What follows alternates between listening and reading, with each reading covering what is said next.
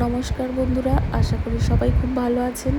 বাচ্চার যত্ন আর সংসারের হাজারো কাজে আমরা মায়েরা নিজেদের কথা অনেক সময় ভুলেই যাই।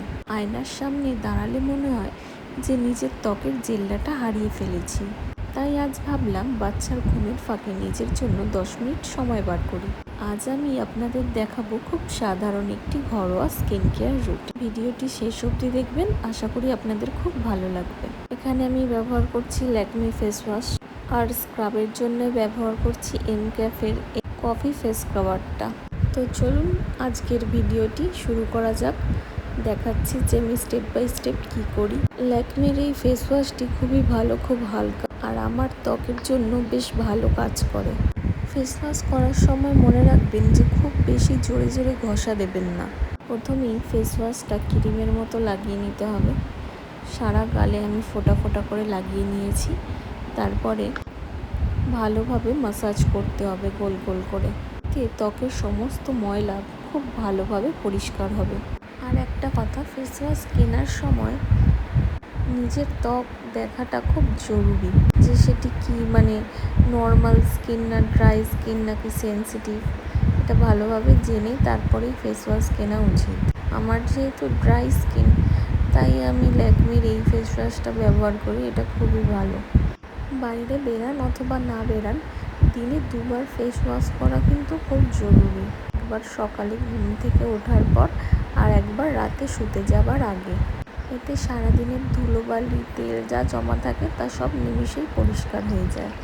মুখটা ধোয়ার সময় গরম জল কিন্তু ব্যবহার করা যাবে না, এতে ত্বক একদম রুক্ষ সূক্ষ্ম হয়ে যাবে। সবসময় সাধারণ জল অথবা কুসুম কুসুম গরম জল আপনারা ব্যবহার করতে পারেন। এতে ত্বকের জেল্লা একদম বজায় থাকে। মুখ ধোয়ার পর টাওয়াল দিয়ে জোরে জোরে ঘষবেন না, এতে ত্বকে ভাঁজ পড়ে যায় আর দেখতে খুব খারাপ লাগে। আমি ব্যবহার করছি এনক্যাফের এই কফি স্ক্রাবটা। সপ্তাহে অন্তত একদিন স্ক্রাবিং করাটা খুবই প্রয়োজন, যাতে স্কিনে থাকা সমস্ত ডেড সেলগুলো উঠে যায়। স্ক্রাবিংয়ের ক্ষেত্রে বিশেষ করে ম্যাসাজটা খুব প্রয়োজন। নাকের পাশে, চিবুকে খুব ভালোভাবে ম্যাসাজ করতে হবে।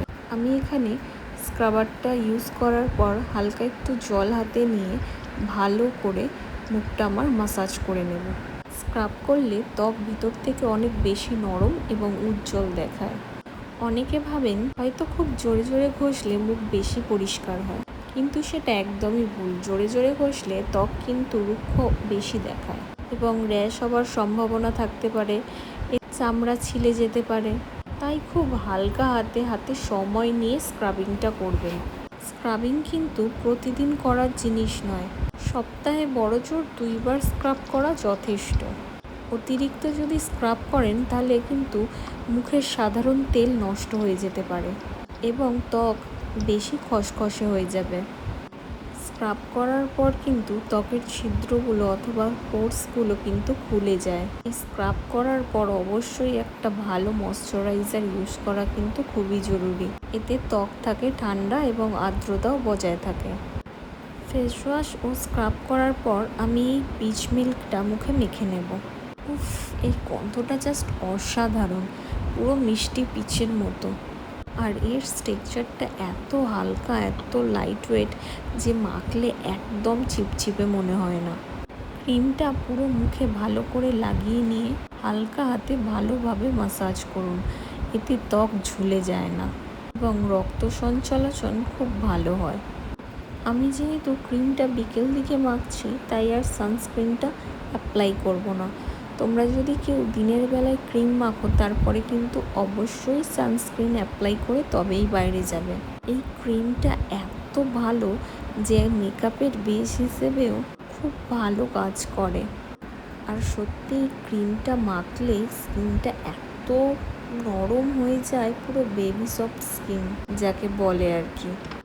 সারাদিন খাটাখাটনির পর যখন নিজের জন্য এই সময়টা বার করতে পারি, সত্যি মনে খুব শান্তি লাগে। আমি সাধারণত এ ধরনের প্যাডেড চিরুনি ব্যবহার করি, এতে চুল খুব কম ছেড়ে। আর ভিজে চুলে কিন্তু কখনোই চিরুনি দেবেন না, তাহলে চুল অনেক বেশি ছিঁড়বে। চুল শুকিয়ে নেওয়ার পরেই আঁচড়ানো শুরু করবেন, এতে চুল খুব কম ছিঁড়বে। পরিষ্কার ত্বক আর সুন্দরভাবে আঁচড়ানো চুল দেখেই আমাদের কিন্তু অনেকটাই ফ্রেশ লাগে। যদি চুল খুব রুক্ষ লাগে তাহলে 2 ফোঁটা সিরাম অথবা 2 ফোঁটা নারকেল তেল লাগিয়ে নিতে পারেন। আয়নায় নিজেকে এইভাবে একটু পরিপাটি দেখে মনের মধ্যে কিন্তু সত্যি আত্মবিশ্বাসটা একটু একটু করে বেড়ে ওঠে। রূপচর্চা তো অনেক হলো, কিন্তু আমাদের মতো বাঙালি মেয়েদের সাজ সিঁদুর ছাড়া কিন্তু একেবারে অসম্পূর্ণ। সিঁথিতে একটুখানি রাঙা সিঁদুর পরলে যেন নিজের চেহারাটাই পুরো বদলে যায়। মুখের মধ্যে সত্যি কথা বলতে খুব আলাদা একটা আভিজাত্য ফুটে ওঠে। সংসারের কাজের চাপে হয়তো রোজ এভাবে সাজা হয় না, কিন্তু একটুখানি সিঁদুর আর টিপ পরলেই যেন নিজেকে একদম পরিপূর্ণ লাগে।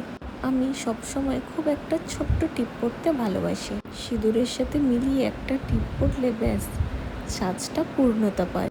দেখুন তো সামান্য একটা টিপ আর সিঁদুরে আমাকে কেমন লাগছে। আপনারাও কি আমার মতো টিপ সিঁদুর পরতে ভালোবাসেন? তাহলে কমেন্টে কিন্তু অবশ্যই জানাবেন। আজকের ভিডিও এতটুকু।